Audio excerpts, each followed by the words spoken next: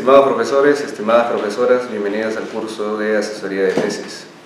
El día de hoy vamos a presentarles un pequeño video sobre la visión transdisciplinaria de las ciencias empresariales.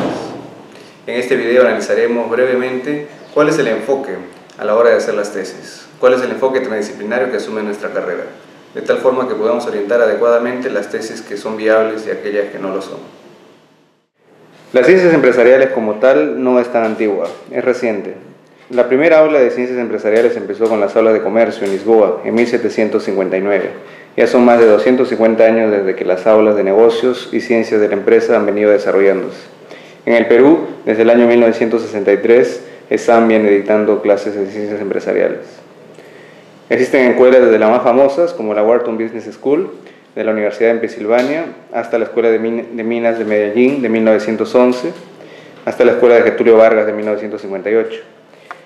Son más de 17.000 escuelas de negocios presentes en todo el mundo, y estas 17.000 escuelas de negocios tienen diversos enfoques a la hora de enseñar investigación, a la hora de exigir investigación en sus estudiantes.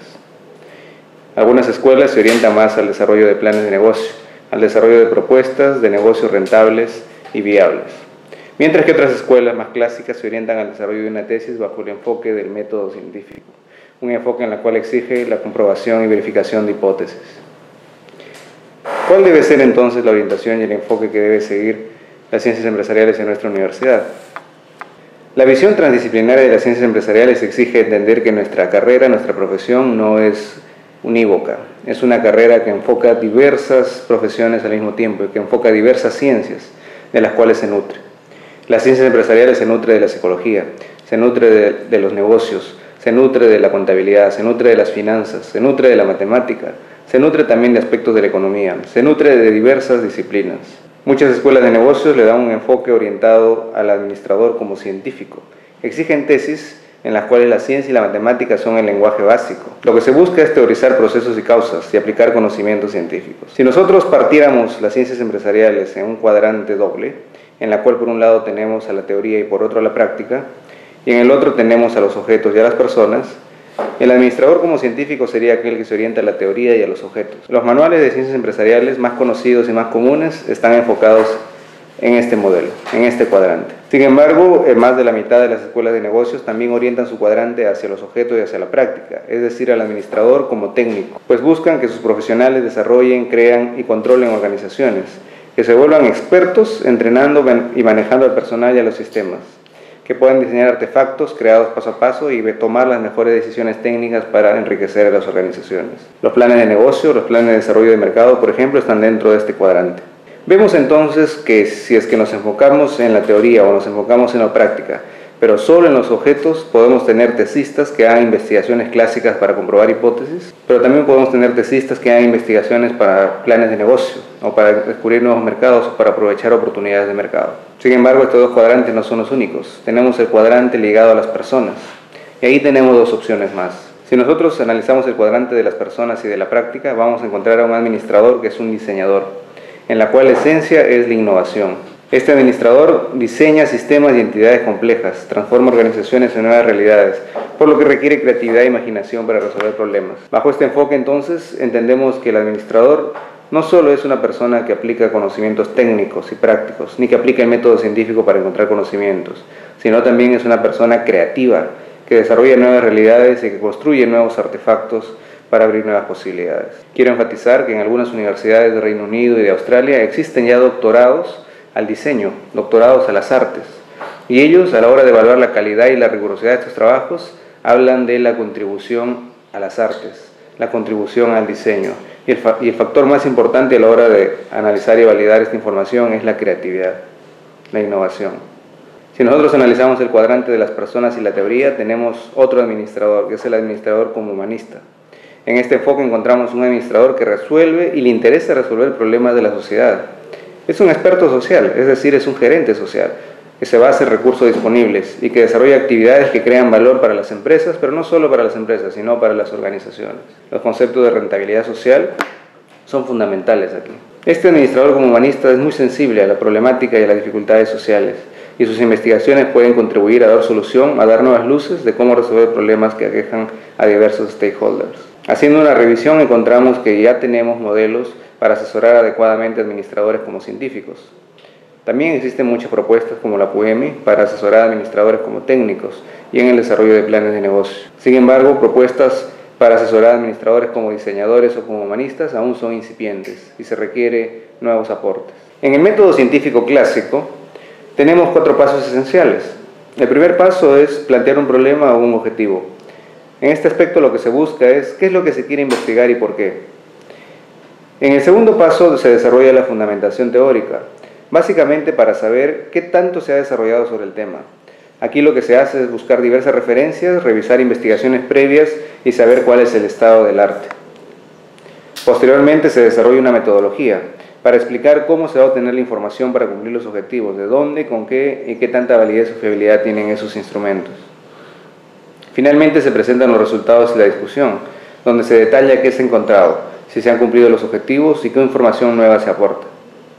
Como ven, el método científico es bastante simple, bastante sencillo, y estos pasos son muy parecidos a la estructura que contiene una tesis. Hay un capítulo dedicado al problema y a los objetivos, otro capítulo dedicado al marco teórico, otro capítulo a la metodología y un capítulo final a los resultados de la discusión. El método científico, tal como lo hemos descrito, es bastante útil en los 2 primeros cuadrantes, como administrador científico o como administrador técnico. Sin embargo, por el lado humanista o por el lado del diseñador es necesario hacer algunos ajustes, algunas ampliaciones. Para empezar, en el primer punto ya no solo hablamos de problemas, hablamos también de oportunidades. Lo que se busca aquí es ver qué tan pertinente o qué tanto contacto tiene el estudiante con la realidad, de tal forma que pueda percibir oportunidades de mejora. El marco teórico o la fundamentación teórica se amplía, ya no solo se centra en un balance o un estado del arte, sino también en hacer un diagnóstico minucioso de la oportunidad que se puede resolver y de los problemas que pueden resolverse con esta oportunidad. En un tercer punto se desarrolla una propuesta, una descripción, donde se fundamenta al detalle qué es lo que se pretende hacer y cómo se fundamenta cada paso de esta propuesta. Este elemento enfatiza en el aspecto creativo, en el componente artístico, en la innovación, y es quizá el aspecto más importante de la tesis. Finalmente tenemos el aspecto de la validación, la verificación y la demostración. Aquí ya no solo se valida mediante un componente científico, sino también se puede hacer mediante simulaciones, mediante experimentación o mediante argumentaciones de diverso tipo. Bajo este enfoque, entonces, el método científico se amplía y nos da nuevas posibilidades para validar otros tipos de tesis, aquellas ligadas al humanismo o al diseño creativo. Entonces, bajo este enfoque, tenemos un nuevo modelo, una nueva propuesta que se puede utilizar en los casos creativos o en los casos humanistas. El problema oportunidad, lo que se busca responder es cuál es el problema, cuál es la oportunidad, qué se pretende obtener con la investigación, cuál es el aporte esperado. En el diagnóstico, el estado del arte, el balance, lo que se busca es responder qué se ha hecho antes, qué se sabe sobre el tema, qué tan grave es el problema, qué pasaría si se pierde la oportunidad. Vemos aquí que el enfoque de costo-oportunidad es fundamental. En el tercer paso encontramos la propuesta, donde se respondería a preguntas. ¿Cuál es la propuesta o idea nueva? ¿Cómo funciona o funcionaría? ¿Qué propiedades o características tiene? ¿Cuáles son sus fundamentos o supuestos? Y finalmente, en el último paso, la validación, verificación y demostración, responderíamos ¿qué tan válida es la propuesta? ¿Se puede demostrar su validez o utilidad? ¿Se pueden verificar sus principios o supuestos? ¿Los experimentos corroboran su utilidad o resultado esperado? ¿Qué tan viable es la propuesta? Comparado con otras opciones, ¿cuál es su conveniencia? La visión interdisciplinaria de las ciencias empresariales nos demuestra entonces que debemos tener mucho cuidado a la hora de aceptar o de rechazar una tesis de investigación de los tesistas. En una investigación que realicé en el año 2007 y que ha sido verificada por una investigación de nuestra colega Sandra Guamán en el año 2014, hemos encontrado diversos tipos de tesistas dentro de nuestra facultad. Tenemos tesistas con cada una de las orientaciones presentadas aquí. Tenemos tesistas con una vocación clásica, que pueden hacer tesis bajo el enfoque científico clásico sin ningún problema. Sin embargo, son la minoría. Tenemos otro grupo de tesistas que les interesa hacer investigaciones técnicas, resolver problemas para sus organizaciones, encontrar formas de actuar técnicas que puedan solucionar problemas en sus organizaciones, o que quieren hacer planes de negocio. Este tipo de tesistas representan entre el 30 al 40% de la población, mientras que el primer grupo no sobrepasaba el 10%. Sin embargo, el 50% de tesistas restantes tiene una orientación ligada al diseño o al aspecto humanista. Es decir, que aún estamos descuidando a la mitad de la población de nuestros tesistas si es que no desarrollamos un entrenamiento, un enfoque que contemple también el lado humanista o el lado del diseño, el lado creativo. Entendiendo que el mundo actual es un mundo orientado hacia la creatividad y hacia la innovación, urge que nosotros como asesores y asesoras de tesis tengamos una comprensión amplia de lo que se puede o no se puede investigar en ciencias empresariales.